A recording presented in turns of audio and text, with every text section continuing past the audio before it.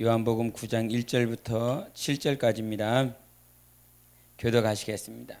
예수께서 길을 가실 때에 날 때부터 맹인된 사람을 보신지라.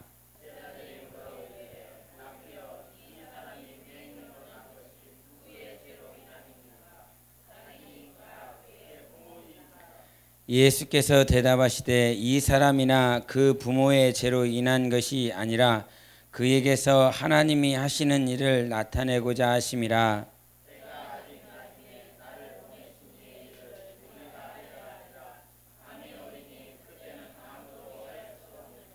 내가 세상에 있는 동안에는 세상의 빛이로라.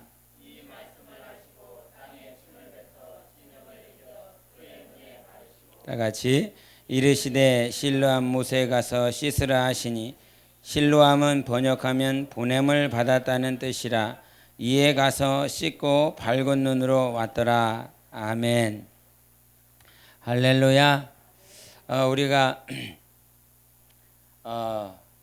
하나님께서 우리에게 주시는 여러 말씀들 가운데서 신앙생활이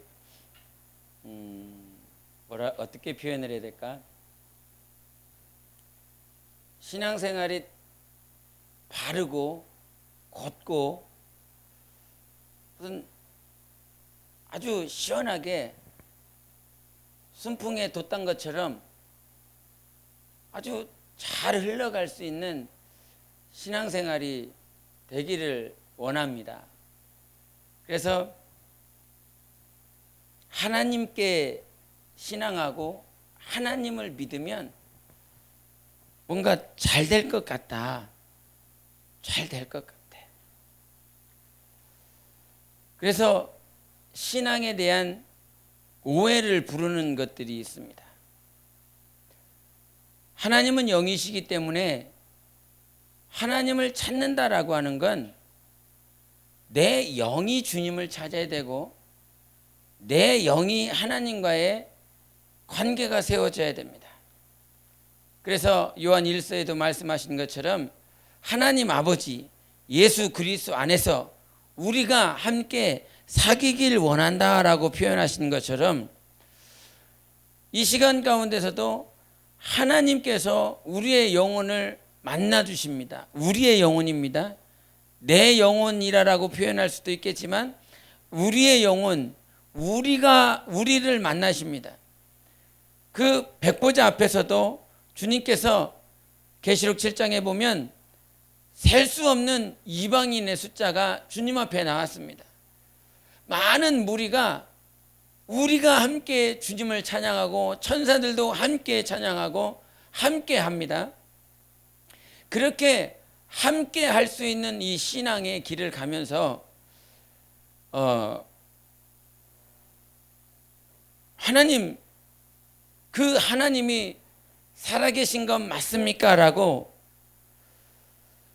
반문하는, 그러니까 반문이 내 안에서 해결되지 않은 것 때문에 그렇습니다. 해결되지 않는 문제들. 주님이 내 삶 가운데, 내 신앙생활 가운데, 내 신앙생활을 하다 보니까 힘든 게 뭐냐면 때로는 우리 교사한테 지금까지 신앙생활하면서 가장 힘든 게 뭐였어? 물어본 적이 있습니다. 물어봤는데 그 당시에는 힘들었다는 거예요. 자기가 겪고 있는 일들이 너무너무 힘들었는데 지금 시간이 지나서 보니까 그 당시에 아프고 힘들었었던 것이 전혀 아프지 않더라는 거죠. 전혀 힘들지 않더라는 거죠. 그리고 지금 당장 주위에 영혼들이 시험이나 고난이나 어려움을 당하는 그 고난거리들과 자기가 옛날에 과거에 당했었던 고난, 옛날에 당했었던 어려움들과 비교해보면 전혀 나는 내가 당한 고난, 내가 당한 아픔은 전혀 아픔이 아니라고 하는 사실. 근데 그 당시에는 그 당하는 그 아픔, 그 당하는 고통들이 너무 힘들고 어렵습니다. 그러면서 이 육체로 또는 삶 가운데 당해야 될 것들 때문에 힘들어하는데, 근데 삶 가운데 당하는 그것보다, 내가 고통스러운 것보다, 육체가 고통스러운 것보다 더 힘든 것이 무엇이냐면 마음의 짐입니다. 마음의 어려움입니다. 우리가 예수님 때문에 형제를 사랑합니다, 예수님 때문에 자매를 사랑합니다, 이렇게 말을 하지만, 말을 했지 않습니까? 찬양했지 않습니까? 근데 이것이 언제 가능합니까? 정말 예수님의 사랑이 느껴졌을 때, 예수님이 나와 함께하고 있다라고 하는 것이 느껴질 때, 마찬가지로 지금 내가 집사님 사랑해요 이 말을 아무런 거리낌 없이 할 수 있는 관계가 되었을 때, 우리 사모님한테 사모님을 사랑합니다, 이게 그 관계가 아무런 문제가 없을 때, 예수님의 사랑이 느껴졌을 때 사모님 정말 사랑해요 이렇게 됩니다. 근데 집에서 한판하고 왔다라고 한다면, 네가 목사냐? 당신이 목사님 맞아요? 이렇게 그런 말 하지 않습니다. 우리 사모님 착합니다. 근데 그런 말을 하고 그런 관계가 맺어졌을 때, 앞에서는 예수님 찬양합니다, 예수님 사랑합니다, 예수님 때문에 형제를 자매를 사랑합니다 하세요. 그래도 하기는 시키니까 또 사모고 또 전도사고 권사고 집사니까 해야지요. 해야 된다 이 말이에요. 해야 돼. 시키니까 해야 된다 이 말이죠. 근데 어디서 문제가 있습니까? 지금 사랑합니다 이건 하는데 여기서 됩니까? 안 됩니까? 여기서 안 됩니다. 여기서 사랑합니다 이게 안 된다 이 말이죠. 그래서 신앙생활을 보니까 신앙생활이 그렇더라 이 말이죠. 육체적으로 힘들 때 있습니다. 어려울 때 있습니다. 새벽을 깨우라고 그랬는데 안 깨워지는 걸 어떡하란 말이에요. 그랬더니 와갖고 왜 새벽을 안 깨우고 이렇게 하면, 아니 내가 깨우고 싶은데 힘들어서 이렇게 될 수 있습니다. 육체가 힘들고 연약해서 그럴 수 있습니다. 근데 육체가 힘들고 어려운 것보다 이 마음에 병이 생겼을 때, 마음의 상처와 마음의 짐이 생겼을 때, 이것을 주님께서 해결해 주시지 않으면 어떻게 하나님 앞에서도 사람 앞에서도 정말 나의 온전치 않은 모습들 때문에 너무너무 괴로울 때가 있습니다. 내가 이렇게 신앙생활을 했는데, 내가 이렇게 하나님 앞에 기도하는데도 불구하고 주님 나는 이 정도밖에 되지 않아요 그러면서 자책감이 밀려옵니다. 정말 자기가 너무너무 힘들어합니다. 그러면서 하나님을 향한, 하나님께 내가 반문하게 됩니다. 하나님 왜 이렇습니까? 하나님 살아계신 거 맞습니까? 하나님 나와 함께 하신다라고 하는 그 고백 맞습니까? 라고 하는 주님께 반문을 하게 됩니다. 왜냐하면 이해가 되지 않기 때문입니다. 모든 삶 가운데서 하나님이 지키시고 보호하시고, 오늘 낮에도 말한 것처럼 여호수아에게 강하고 담대하라, 모세와 함께 했던 것처럼 내가 너와 함께 할 것이다 라고 말씀하시면서 하나님은 우리와 함께 하신다라고 가르쳐 주셨습니다. 그렇게 하나님이 우리와 함께 하신다라고 가르쳐 주셨는데도 불구하고 하나님이 함께 하시는 거 맞아요? 이런 삶이 하나님이 함께 하시는 거 맞습니까? 오늘 본문 말씀을 봤었던 이유는 소경이 나옵니다. 근데 우리 한 번 더 보겠습니다. 우리 맹인이 나오는데 그 맹인이 우리 3절에 2절 3절을 보겠습니다. 2절 3절 시작. 제자들이 물어 이르되 라삐여 이 사람이 맹인으로 난 것이 누구의 죄로 인함이니까? 자기니까 그의 부모니까? 예수께서 대답하시되 이 사람이나 그 부모의 것이 아니라 그에게서 하나님이 하시는 일을 나타내고자 하심이라 그랬습니다. 지금 앞을 못 보는 자가 있는데, 이 앞을 못 보는 자에게 있어서 지금 예수님께서, 예수님을 따라다니는 제자들이 그 예수님께 물어봅니다. 지금 이 사람이 태어날 때부터 앞을 못 봅니다. 태어날 때부터 앞을 못 보는 자로 태어나는데, 그러면 이와 같이 이 사람이 얘가 이렇게 태어날 수밖에 없었던 것이 부모의 죄입니까? 아니면 그 맹인의 죄입니까? 라고 물어봅니다. 왜 그러냐면 그 죄로 말미암아 문둥병이든 아니면 소경이든 맹인이든 절름발이든 다 죄가 있기 때문이라고 성경은 말을 했습니다. 죄가 있는 자들, 그래서 창기나 문둥병자나 모든 각색의 병을 가지고 있는 자들은 죄를 가지고 있는 자, 거룩하지 않은 자, 그렇기 때문에 저가 성막이나 아니면 그들의 과거 이스라엘 백성들의 진영 가운데서 그들은 참석하지 못하고 멀리 구별됐어야 되는 것인데, 지금 제자들이 물어봐요. 부모의 죄입니까? 그 사람의 죄입니까? 라고 물어봤을 때 하나님은 부모의 죄 때문에도 아니고 그 맹인의 죄 때문에 아니고 하나님이 하나님의 일을 하고 싶어서 이렇게 했다는 것이지요. 하나님 사랑이시라면서 하나님 나와 함께 한다라고 말씀하셔놓고 그 맹인을 바라보며 주님은 나는 죄를 통해서 하나님의 일을 하고 싶다라고 말씀하십니다.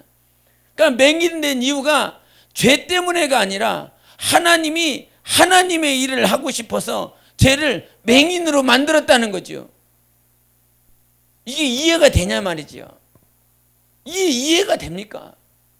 하나님의 일하고 싶어서 죄를 맹인 만들어요? 맹인으로 태어나게 만들어요? 이해가 안 된다 이 말이에요.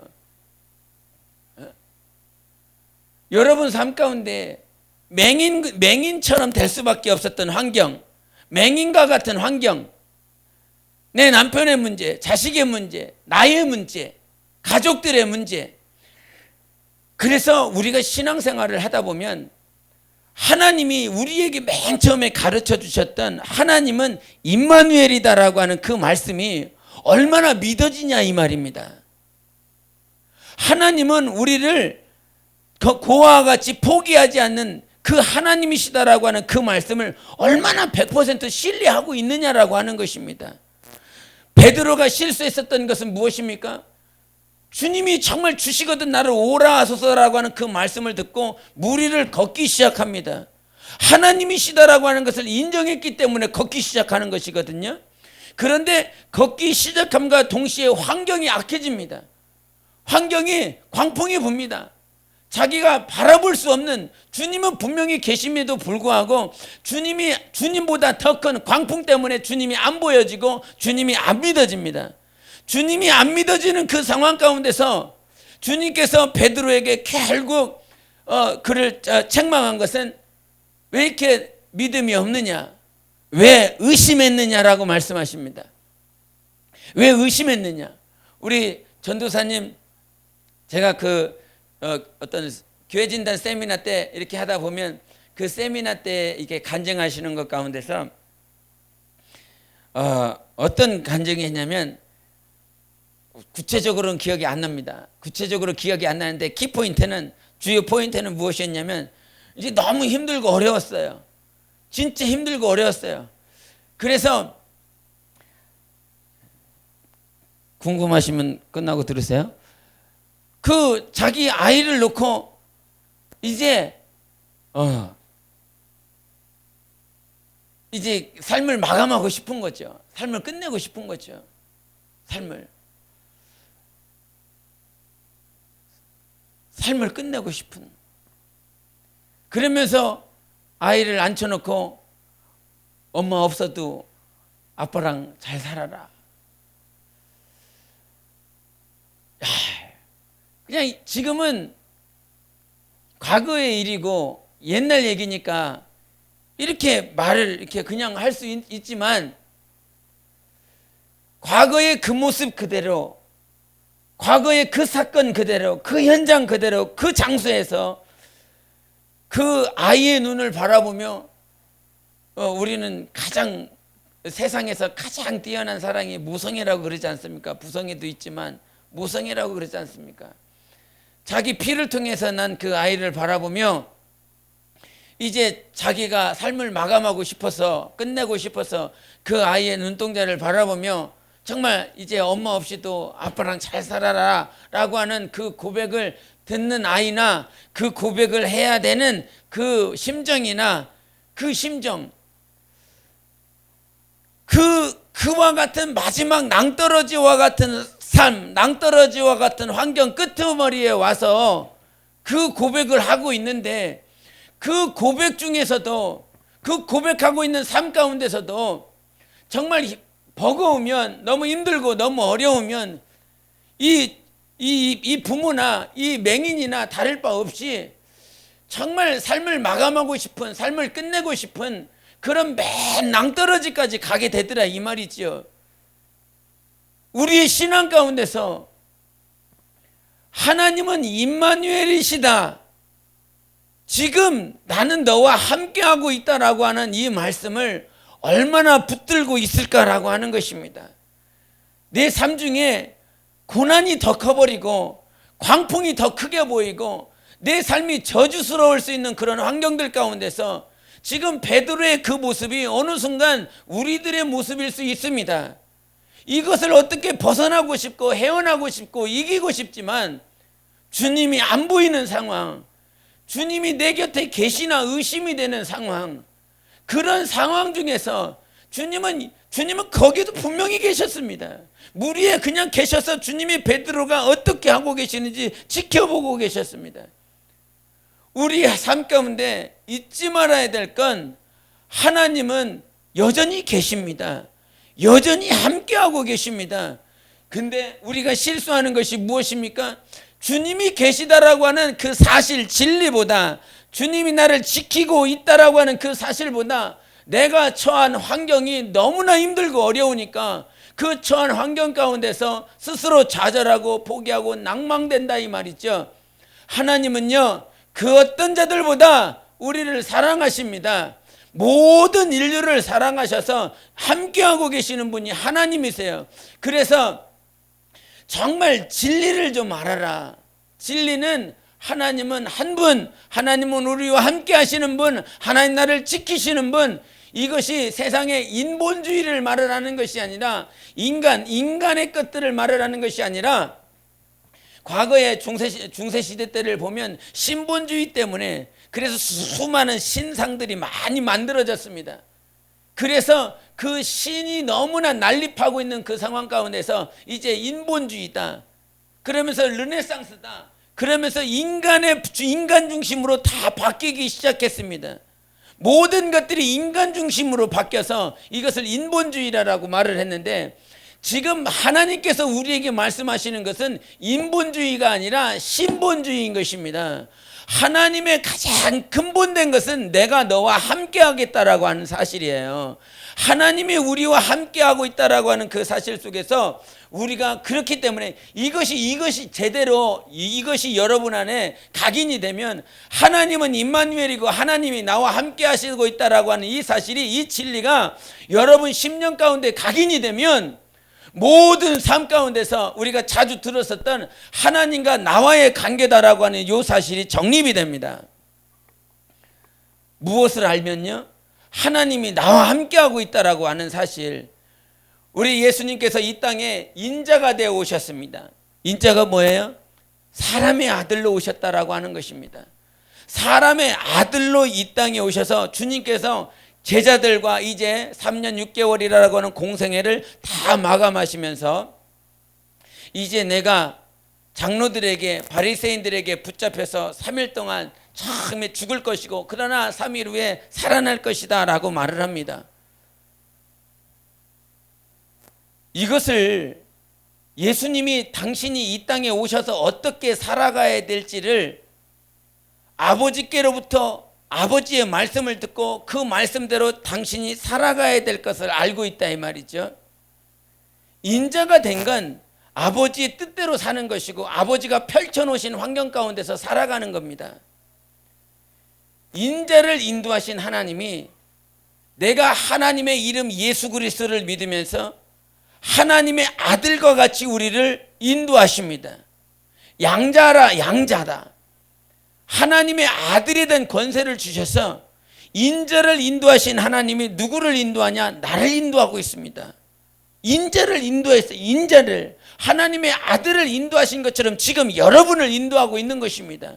그래서 근데 그 인자다라고 하는 그 말씀 속에서 하나님의 아들이 이 땅에 오셔서 육신이 되셨는데 그 육신이 되신 예수 그리스도가 안 것이 있습니다. 그것은 지금 하나님 아버지가 나를 인도해 가고 있다는 사실이에요. 하나님 아버지가 마리아라고 하는 그 태에 아버지께서 아들 예수 그리스도를 보내십니다. 그리고 나사렛이라고 하는 나사렛에서 나사렛 사람이다라고 하는 그 환경을 인도하시기 위해서 하나님께서 요셉에게 꿈을 보여주시고 금을 통해서 애굽에 가게 하시고 애굽에 다시 하나님께서 이제 이 가나안 땅에 들어갔는데 그 가나안 중에서 나사렛으로 가라라고 하는 말씀을 하십니다. 하나님께서 계속 말씀을 하셔서 그 말씀을 통해서 나사렛 예수 하나님의 아들 인자이신 그 인자의 삶을 계속 인도하고 계시는 것입니다. 근데 어디까지 인도하시는 거예요? 계속 영원토록 아들 예수 그리스도와 함께 하시는 분이 아버지가 인도하시는 삶인데 십자가에서의 그 삶은 누가 허락하신 것입니까? 하나님 아버지가 허락하신 것입니다. 십자가에서 정말 백부장에게 주변 사람들에게 욕을 먹는 그런 환경도 누가 허락하신 겁니까? 하나님이 허락하신 것입니다. 하나님의 아들인데 영광만 받아야지, 고난 없이 영광만 받아야지 왜 십자가에서 그렇게 고통당해야 됩니까? 하나님의 아들이라고 할지라도 누구를 드러내기 위해서? 하나님을 드러내기 위해서, 하나님이 함께 하시고 하나님이 살아계시다라고 하는 것, 아버지께 영광 돌리기 위하여 십자가에서 못 박히는 수모와 고통을 당하게 하신 것입니다. 살면서 우리에게 많은 고통이 있을 수 있는데 그 고통 중에 우리가 늘상 승리할 수 있는 것은 하나님이 지금 나를 인도하고 계시고 있다라고 하는 사실 속에서 지금 여러분이 세워야 될 것은 하나님은 나를 지키시는 분, 하나님은 나와 함께 하시는 분. 그래서 모든 삶은 누구와의 관계? 하나님과 나와의 관계예요. 하나님과 나와의 관계예요. 지금 여러분이 처한 그 환경들이 지금 누가 허락하신 거예요? 하나님이 허락하신 것입니다. 하나님께서 허락하신 그 환경들 가운데서 내가 이제 그 주님과의 온전한 관계를 맺어갈 때 그 모든 삶 중에서 주님을 인정하고 주님께 영광 돌릴 수 있는 결과를 만들어내요. 마치 오늘 본문 말씀에 있는 맹인처럼 전혀 제자들도 이해되지 않아서 예수님께 물어서 왜 이와 같은 환경이 됐습니까? 라고 물어보지만 주님은 결국 누구의 일을 하십니까? 하나님의 일을 하셨습니다. 하나님의 일을 하셔서 하나님께 영광 돌릴 수 있는 결과를 만들어냈습니다. 우리의 결과는 바로 그 결과예요. 고통 중에 힘들고 어려운 과정 가운데서도 하나님이 나와 함께하고 있다라고 하는 사실을 붙잡고 있으면 하나님이 마침내 신원해 주시는 결과를 나옵니다. 계시록에서도 예수를 믿었었던 자들이 우리의 눈물을 언제 닦아주실 거예요, 주님? 언제 우리를 신원해 주실 것입니까? 라고 그들이 고백할 때 주님께서 조금만 기다려라, 조금만 참아라 라고 말씀하십니다. 그 조금만 참고 조금만 견디면 모든 삶을 넉넉히 이길 수 있습니다. 그래서 하나님은요, 비록 우리가 하나님의 자녀이지만 이 하나님의 자녀들에게 고난이라고 하는 삶을 복으로 주십니다. 우리 베드로전서 보시겠습니다. 베드로전서 3장 보시겠습니다. 베드로전서 3장 14절을 보겠습니다. 3장 14절 같이 봅니다. 시작. 그러나 의를 위하여 고난을 받으면 복 있는 자니 그들이 두려워하는 것을 두려워하지 말며 근심하지 말고 그랬습니다. 의를 위하여 고난을 받으면 복이 있는 자다 그랬습니다. 그 복이라고 하는 그 복이 세상에서 많이 갖는 것, 많이 누리는 것이 아니라 하나님의 의를 위하여 고난을 받을 수 있는 마음이 있으십니까?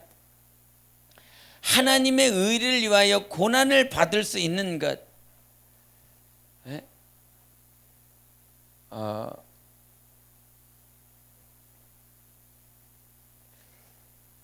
과거에 목사님을 생각하면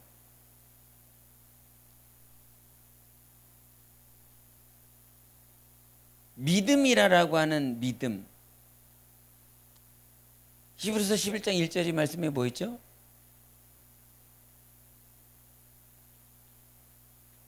믿음에 대해서 말을 합니다. 실상에 대해서 말을 합니다. 보이지 않는 것에 대해서 말을 합니다. 믿음은 바라는 것들이 실상이다. 보이지 않는 것들이 실상이다 말을 합니다.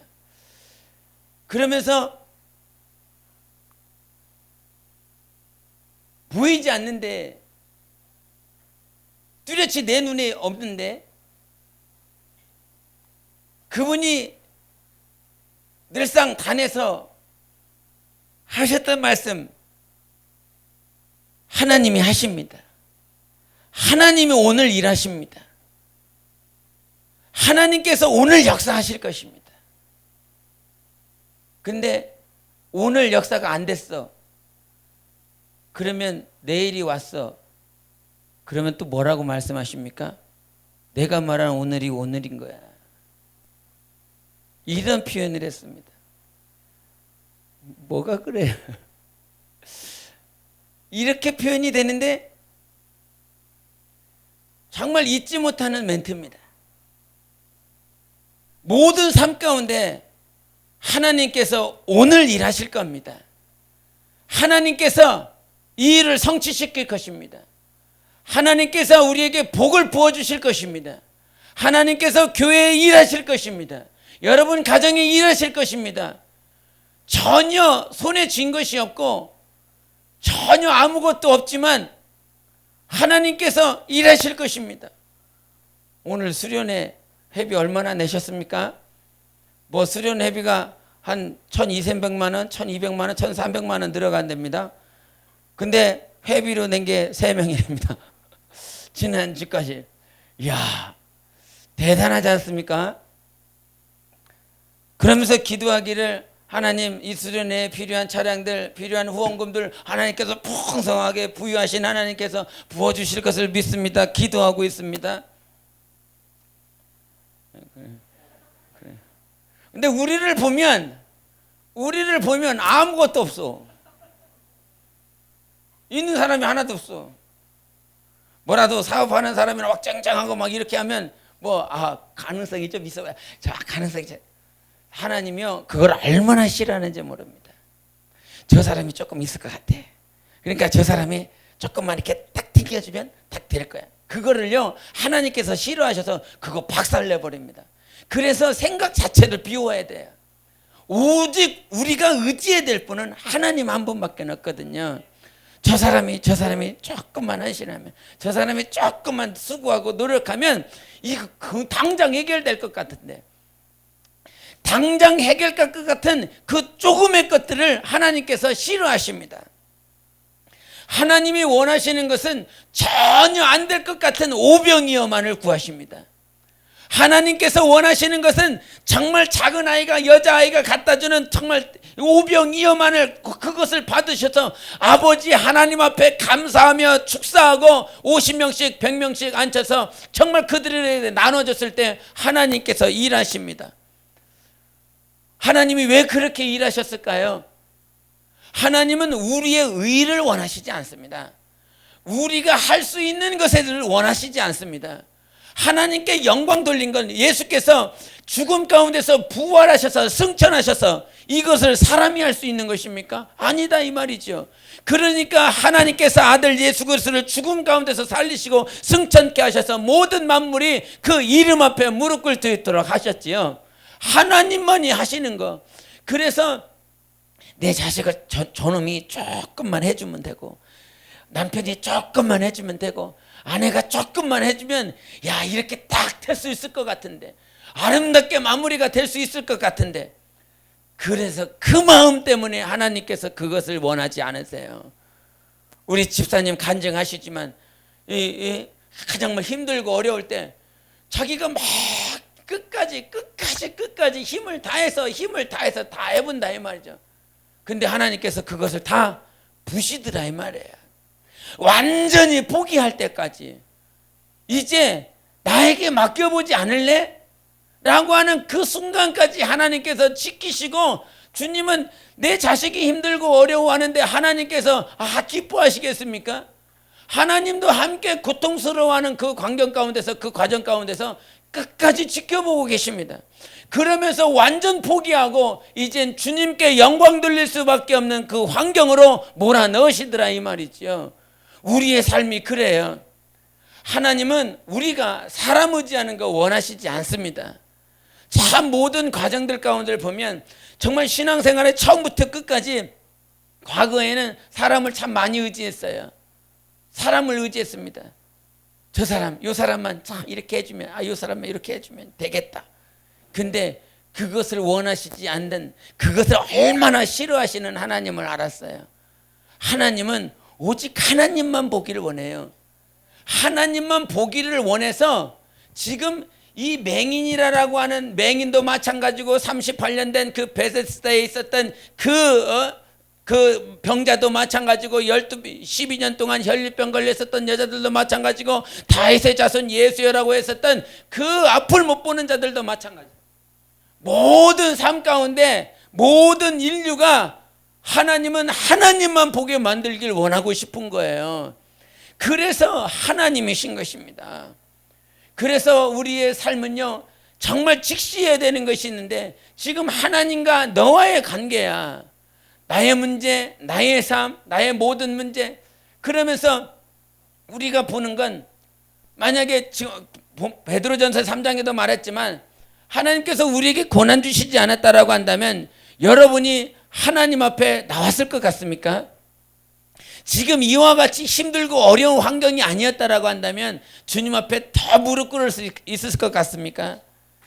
지금 요 말이 안 들리면, 요 말씀이 정말 자기 영혼에 들리지 않으면 지금 고난이 아닌 거예요. 힘든 게 힘든 것이 아닙니다. 고난이 고난으로 느껴지면 하나님 앞에 간절하고 하나님 앞에 더 가까이 나아갈 수밖에 없는, 목 놓아 통곡할 수밖에 없는 환경입니다. 근데 지금 환경도 내 삶에 고통으로 안 느껴져. 그러면 그것이 고난이 아니에요. 하나님께서 우리에게 주시고자 하는 그 고난은 그냥 내가 힘들고 어려운 고난이 아니라 하나님을 의지하는 고난입니다. 하나님 앞에 더 가까이 나아가는 고난입니다. 그래서 그 고난을 통해서 하나님은 우리를 성장시켜 나가시는 것이에요. 그래서 하나님을 오해하지 마시기 바랍니다.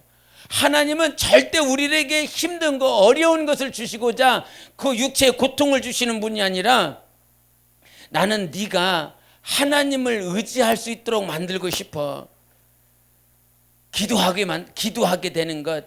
기도하는 이유가 무엇이냐면, 목회하는 입장, 아니면 정말 어떤 지도자들로서 살아가야 되는 그 과정들 가운데서 정말 빼먹지 말아야 되는 건, 내가 하나님을 의지하는 그 크기가 정말 내 영혼들이 하나님을 의지하는 크기입니다.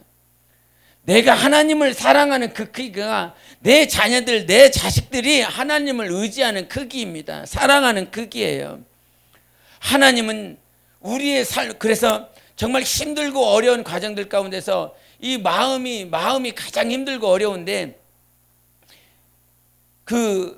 저희 사모가 이 한국으로 넘어오면서 참 어려운 것, 힘든 거, 어려운 것 참 많이 있었는데, 그 가운데서 힘들었었던 가운데 하나가 무엇이냐면, 중국이라는 환경에서 한국이라고 하는 환경, 새 환경, 그 교회에서 중국에서는 사모로서 살아갔어야 되는데, 이제 한국에 들어와서는 들어가서 어떤 직분을 맡아야 될지 모르고, 누구와 대화를 해야 될지 모르고, 전혀 이 교제가 되지 않는, 그런 떨어져 있었기 때문에 교제가 되지 않는 사람들과 이제 하나씩 맞춰가야 되는 그런 상황에 있었습니다. 그런 상황에서 교회학교 교사를 맡았었는데, 그 교회학교 교사를 맡으면서 정말 이 옆에서 보는데, 너무 힘들어 하더라고요. 너무 힘들어 하더라고요. 하나씩 맞춰가는 한 1년 6개월이라고 하는 그 시간들이 있었는데, 하나하나 맞춰가는 것이 너무너무 힘들더라고요. 하나님 앞에 기도하고 하나님 앞에 무릎 꿇으면서 하나님의 인도를 받으려고 몸부림치는데, 그 인도하는 과정들 가운데, 인도함을 받는 과정들 가운데서 사람과 이렇게 갈등하는 것, 마음의 갈등들이 이렇게 있는 것을 봤습니다. 그 마음의 갈등들을 통해서 많이 힘들고 어려워하는 것, 그것을 봤는데, 그 과정을 통해서 하나님께서 한 1년 6개월 지나니까 그것을 이제 그나마 이제 이길 수 있는, 참 오래 걸렸죠. 참 오랜 시간을 걸렸는데, 그렇게 1년 6개월이라고 하는 시간이 되니까 그것을 이제 이기고 어느 정도 이길 수 있는 환경이 되니까 결국은 하나님께서 다시 중국으로 넘어갈 수 있는 환경들을 만들어 주셨어요. 하나님께서 우리에게 주신 시간들 가운데서 하나님이 여러분에게 주신 고난들이 있습니다. 그 고난은요, 반드시 이겨야 되는 거예요. 어떻게 우리 전사님이 금요일 날 말씀을 전하면서 그 말씀 가운데 앞에 큰 어려움들이 있다. 큰 어려움이 막 이렇게 있다. 근데 그 어려움을 넘어가야 되는데, 그 넘어갈 수 있는 그 환경들, 분명히 넘어갈 수 있는 건데, 근데 그 넘어갈 수 있는 그 말을 하면서 하나님께서 노아 홍수를 이렇게 생각나게 해주시더라고요. 산에다가 배를 만들었습니다. 방주를 만들었습니다. 그 방주를 만들어 놓고 하나님께서 홍수를 부어 놓으셨습니다. 그 홍수를 부어 넣어 주시니까 모든 것들이 다 차올랐습니다. 모든 산들이 다 잠겼습니다. 그래서 가장 높은 곳에 방주가 있었습니다. 그 말씀이 생각나면서 모든 삶의 문제들, 모든 태산과 같은 어려움들을 넉넉히 이기게 할 수 있는 것은 하나님의 은혜, 하나님의 말씀, 하나님의 생명이 내 삶 가운데 차올라오면 모든 삶의 어려움들은 넘어가게 돼 있는 것입니다. 차면 넘어가는 것이에요. 그러나 하나님의 사랑과 생명과 말씀이 내 삶 가운데 그 방주를 떠오르게 할 수 있는 홍수가 부어지지 않으면 그 어떤 산도 넘어갈 수 없다. 하나님께서 나의 삶 가운데 사랑과 생명과 하나님에 속한 모든 것들을 부어주시면 다 넘어가게 되어 있습니다. 다 해결될 수 있습니다. 그 시간이 1년 6개월이라는 시간이 사무에게 필요했었는데, 우리 삶 가운데 여러분에게 가지고 있는 그 어려움들은 주님이 넘어가게 해주셔야 되는 거예요. 주님이 넘어가게 해주시려면 무엇을 알아야 되냐면, 하나님이 나를 인도하고 있다라고 하는 사실을 알아야 됩니다. 하나님과 나와의 관계가 온전히 세워지지 않고서는 어떻게 그 삶을 넘어갈 수 있겠느냐, 이 말이에요. 하나님이 넘어가게 하는 것입니다. 하나님만이 넘어가게 하시는 것입니다. 우리에게 그 2015년을 시작하면서 하나님, 2015년에 이렇게 시작할 때 2014년에 그와 같은 모습들이 계속 똑같이 유지된다라고 한다면, 과연 이 똑같이 유지되는 환경들 가운데서 전도사요, 권사요, 집사요, 뭐 이렇게 신앙생활에 연륜도 많고 막 이런데, 그런데도 불구하고 하나님께 기도가 절로 되더라고요. 기도가, 신앙의 연륜이 참 많은데, 기도를 참 많이 하는데, 정말 하나님 사랑하는 사람들인데 하나님께서 이 안에서 절로 기도가 되게, 2014년에 6개월이라고 하는 시간들, 한 6개월이었습니까? 6개월이라는 시간이 지나고 2015년을 시작하면서 2014년과 똑같은 환경, 똑같은 시스템, 똑같은 사람들이 계속 똑같이 변함없이 계속 이 자리를 지어서 채워, 계속 그 환경, 그 시간들이 계속 지나간다면, 여기서 이길 수, 얼마나 몇 명이나 이길 수 있을까요, 주님? 막 그러면서 주님, 하나님, 이길 수 있는 환경으로 인도해 주세요. 이길 수 있는 환경. 아마 계속 똑같으면 다 죽을 것 같습니다. 다 죽을 것 같아요. 아무도 못 이기고 죽을 것 같아요. 그러면서 주님께 막 절로 기도가 절로 나오더라고요. 사람이 새로운 변화가 있으면 막 신기해하고, 조금이라도 변화가 있으면 뭔가 이렇게 막 활력도 있고 막 그렇게 됩니다. 근데 아무런 변화가 없어. 아무런 진동도 없어. 마누라가 아무런 변화가 없어요. 맨날 똑같아요. 똑같은 여자예요. 남편이 출근할 때도 똑같아요. 퇴근할 때도 똑같아요. 똑같아요. 똑같아요. 마음에 소망이 없어요. 희망이 없어요. 근데 갑자기 마누라가 살을 빼더니 막 파마를 하고 막 루즈를 바르고 화장을 하고 갑자기 변합니다. 그러면 눈이 갑자기 갑니다. 이 여자가 이렇게 됩니다. 뭔가 변화가 있으면 나도 변화가 약간 이렇게 마음과 생각이 변화가 돼요. 참 인간이 그렇다 이 말이에요. 인간이. 근데 영적인 것이 더 힘든 것이라 정말 우리가 계속 같은 모습 변화되고 있습니다. 성장하고 있습니다. 성숙하고 있습니다. 그러나 육체에 보여지는 것들은 어느 순간에 다 똑같을 수 있거든요. 그런 환경들 가운데서 과연 주님만 바라보고 주님만을 의지하고 주님이 이 시간도 함께하고 있다라고 하는 이 사실이 얼마나 마음판에 각인될 수 있을까? 그거는 정말 자기 자신을 한번 되돌이켜 봐야 됩니다. 여러분에게 직접 질문해 보세요. 2014년의 모습이 2015년의 모습이고 2015년의 모습이 2016년의 모습이고 내가 죽을 때까지 똑같은 모습, 똑같은 사람, 똑같은 환경이다라고 한다면 여러분 정말 주님 앞에 기뻐하며 찬양할 수 있겠습니까? 기뻐서 주님이 하시면 되지요. 주님이 우리 안에서 역사하시면 기뻐할 수 있습니다. 감사할 수 있습니다. 그런데 인간의 연약함이 여기에 있습니다. 주님이 보이지 않으면 환경이 보입니다. 주님이 보이지 않으면 사람만 보입니다. 늘상 변하지 않는 그 사람, 아무런 미동도 없는 그 사람만 보입니다. 그러나 하나님이 보이면 하나님 때문에 그 사람을 볼 때도 기뻐할 수 있습니다. 감사할 수 있습니다. 그래서 결국 어떤 것의 문제냐? 하나님이 내 안에 있느냐 없느냐의 문제예요. 목사 애들 때문에 힘든 게 아니에요. 전도사의 아들이기 때문에 힘든 것이 아닙니다. 누구 평신도의 아들이기 때문에 힘든 것이 아니에요. 지금 나와 하나님이 함께하고 있다라고 하는 그 사실이 안 보이기 때문에 힘든 것입니다. 누구의 아들, 누구의 딸이라 힘든 것이 아닌 거예요. 하나님을 믿느냐, 하나님의 살아계심을 믿고 경험했느냐, 그 차이의 문제라 이 말이죠. 우리 주님이 이 땅에 살면서 인자로 오시면서 사셨어요. 이 말은 아버지께서 하신 모든 일들, 아버지께서 하실 일들에 대해서 주님은 다 아시는 분이시다 이 말이에요. 주님이 아버지께서 펼쳐놓으신 것, 이것은 아버지께서 예비해 놓으신 거야. 지금 맹인을 만나는 거 누가 예비해 놓으신 거? 아버지가 예비해 놓으신 것이야. 사마리아 여자, 그 사마리아에 가서 사마리아 여자를 만나는 것은 아버지께서 예비해 놓으신 것이야. 모든 삶이 예비해 놓으신 거예요. 이와 같은 아들을 왜 주셨어? 하나님께서 예비해 놓으신 거예요. 누구에게로 더 가까이 나아가라고? 하나님께로 가까이 나아가라고.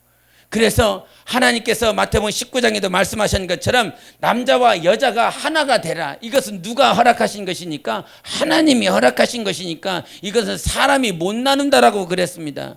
이 말씀을 믿는다라고 한다면 우리 가정은 하나님께서 예비해 놓은 거예요. 왜 하필 이 남편이에요? 왜 하필 이 아내예요? 왜 하필 이와 같은 자식들이에요가 아니라 하나님을 인식하라 말이에요. 하나님이 그렇게 하신 거라니까요. 하나님이 그렇게 하셨다라고 하는 사실을 믿어야 된다 이 말이죠. 내 남편을 통해서, 아내를 통해서, 자녀를 통해서 하나님은 내가 더 하나님께 가까이 나아가길 원해요. 그래서 신앙생활은 하나님과 나와의 관계임과 동시에 우리와의 관계예요. 다윗이 하나님 앞에서 많은 백성, 많은 군대들을 하나님께서 그에게 허락해 주셨어요. 번영을 허락해 주셨어요. 그와 같은 많은 백성들을 이끄니까 다윗에게 어떠한 마음이 듭니까? 내가 지금 이끌고 있는, 내가 인도하고 있는 백성의 숫자가 얼마가 되는지 그 숫자를 보고 싶은 거예요. 그래서 요압을 시켜서 가서 백성의 수를 세워봐라. 백성의 수를 세워봐라 했을 때 요압도 알고 있어요. 요압도. 자기 밑에 있는 요압 장군도 알아서 하나님께서 부어주시면, 하나님께서 허락하시면 이보다 많은 백성을 하나님께서 허락하실 것인데 왜 가서 저 백성의 숫자를 세라고 하십니까? 하나님이 싫어하십니다. 이 말을 했는데도 불구하고 다윗은 그 요압을 시켜서 가서 백성의 수를 세라고 그럽니다. 결국 새서 돌아왔을 때에 하나님께서 선지자를 통하여서 하나님께 당신이 범죄하였습니다. 그러므로 세 가지 재앙을 내릴 것인데 어떤 재앙을 당신이 이것을 선택할 것입니까? 그랬더니 사람들에게, 인간들에게 쫓겨다니는 그 재난은 당하지 아니하고 하나님께 직접 받겠다 그러면서 3일 동안 전염병이라고 하는 그 병을 선택하여 3일 동안 7만 명의 백성이 죽게 됐습니다. 뭔 얘기를 하냐면 다윗이 하나님과의 자기의 생활 가운데서 자기가 선택하고 자기가 한 것 같지만 그 자기가 한 것 때문에 누가 죽어나갔습니까? 백성이 죽어나갔습니다. 이것이 누구의 마음입니까? 왕의 마음입니다. 지도자의 마음입니다. 하나님께서 쓰시는 자들의 마음입니다. 지금 내 삶 중에 내 자녀들 아니면 지체들, 그래서 둘째 계명이라고 하는 내 이웃을 내 몸과 같이 사랑하라라고 하는 그 말씀이 여러분 마음에 있어야 됩니다. 여러분 심령에 있어야 됩니다. 내가 하나님과의 관계 속에서 신앙생활하고 있지만 내가 하나님과의 관계 속에서 신앙생활하는 그것이 누구와의 관계가 될 수 있어요? 내 가족들과 하나님과의 관계가 될 수 있습니다. 내 지체들과의 하나님과의 관계가 될 수 있습니다. 우리 교회의 관계일 수 있습니다. 그래서 내 자녀가 힘들고 어려워하는 것은 그 가족들의 아픔입니다. 또 지체들의 아픔입니다. 그래서 뭐 지체들 가운데서 누가 아픔을 당한 거나 누가 어려움을 당하고 있으면 이 마음에 참 어떤 목사님이, 대형교회 목사님이 말씀을 하시면서 나는 능력이 없는 사람이에요. 큰 교회 목사님이 앉혀놓고 나는 능력이 없는 사람이야. 그러니까 제발 아프지 마. 아프면 내가 막 능력 없는 목사, 능력 없는 나 때문에 저 영혼이 아픈가 보다. 그러니까 아프지 마. 제발 아프지 말라고 막 신신당부를 하더라고요. 그렇게 큰 교회를 하시는 목사님이 단에 쓰셔서 그 얘기를 해요. 제발 아프지 말라고. 나 능력 없으니까 아프지 말라고. 나 못 고친다고. 나 병 고치는 은사 없으니까 아프지들 말라고. 그런 얘기를 하더라고요. 이게 누구의 마음이겠습니까? 목사의 마음입니다. 왜 그럽니까? 지체의 아픔이 느껴지기 때문이거든요. 정말 그 영혼의 그 고통당하는 그 고통이 느껴지기 때문이거든요. 자기 스스로도 감당할 수 없기 때문에 그러는 것입니다. 신앙생활이 지체 한 명이 아픈 것 같지만 정말 이것을 함께하고 있는 자들은 같이 아파합니다. 그리스도 안에서 한 가족된 사람들, 그리스도 안에서 한 가정된 사람들, 저번에 이 지난 주간에도 어떤 집사님의 딸이 아파갖고 암에 걸려갖고 서울에서 뭐 수술해야 된다라고 하는 그 소식, 그 정말 이게 막 전이가 돼갖고 대장암인데 그 막 전이가 돼갖고 막 고통스러워한다고, 이건 뭐 고칠 수도 없다라고 하는 소식을 여기 천안 가까운 병원에서 그랬다는 거예요. 그 소식을 듣고 얼마나 절망했을까, 엄마가 얼마나 절망했을까.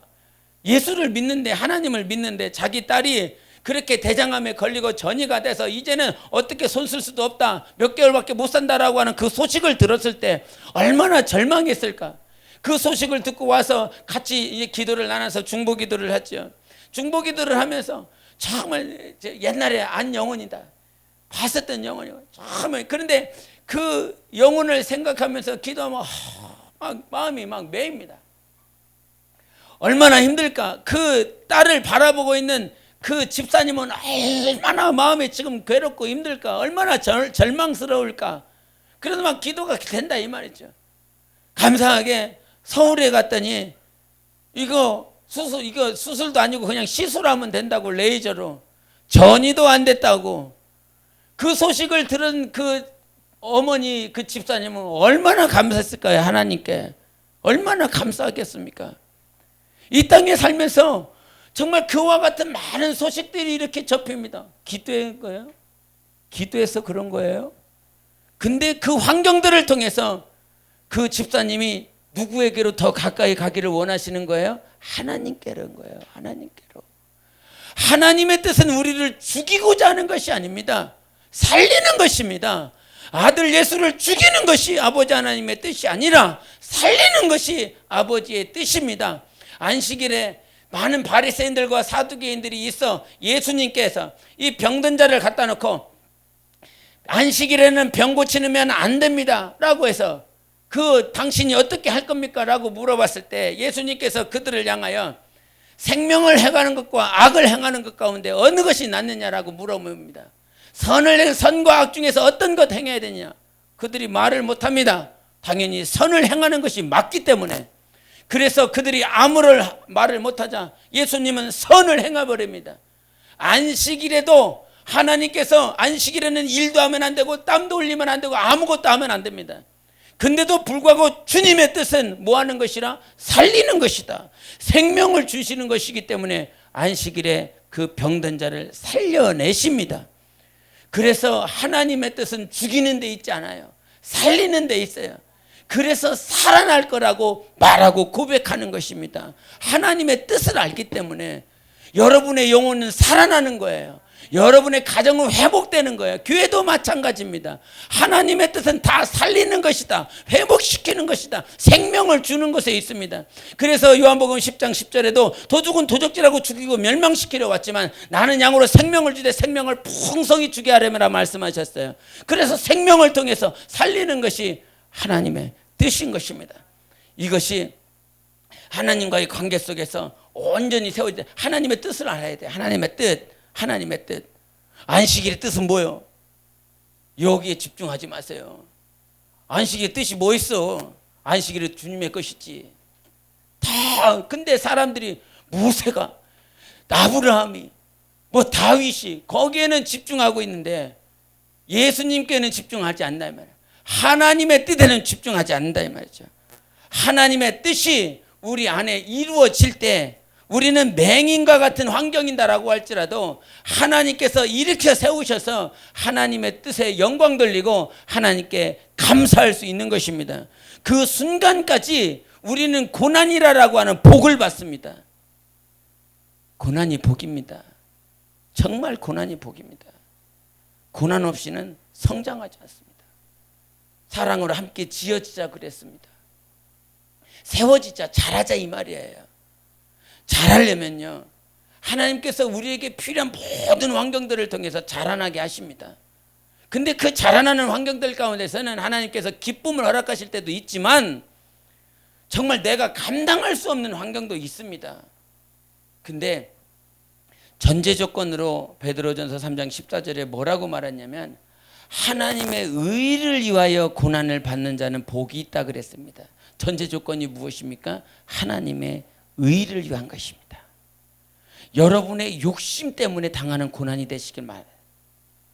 여러분의 정욕 때문에 육체의 욕심 때문에 당하는 고난이 아니라 하나님을 옳다 할 수 있는 하나님만이 옳습니다라고 하나님의 의를 위하여 고난을 받을 때에 진정한 복이 있는 것이에요.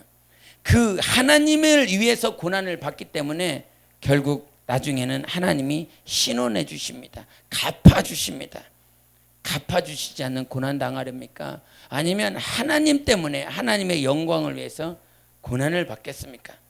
고난이 있어 여러분을 성장하게 하는 것입니다. 반드시 하나님과 나와의 관계 속에서 잊지 말아야 될 것, 지금도 주님은 나와 함께하고 계시고 그 함께하시는 하나님 내게 고난을 허락하셨을 때 하나님을 인정해라. 하나님께 더 가까이 나아가 오라고 하는 것이다. 하나님을 더 인정하라고 하는 환경이다. 그 환경들 가운데서 여러분이 정말 주님을 인정한다라고 한다면 영혼은 성장할 것이고 주님의 마음이 있을 것입니다. 주님의 마음이 자라나시는 여러분 되시기를 예수 이름으로 축원합니다. 기도하시겠습니다. 이 시간 기도하실 때 정말 우리 이 땅에 살면서 하나님께서 주시는 고난을 받되 하나님의 의를 위하여 고난을 받게 해달라고, 하나님의 의가 있어서 고난을 받게 해달라고 더불어 한 가지 더 기도합니다. 하나님, 사람을 의지하지 않게 도와주세요. 정말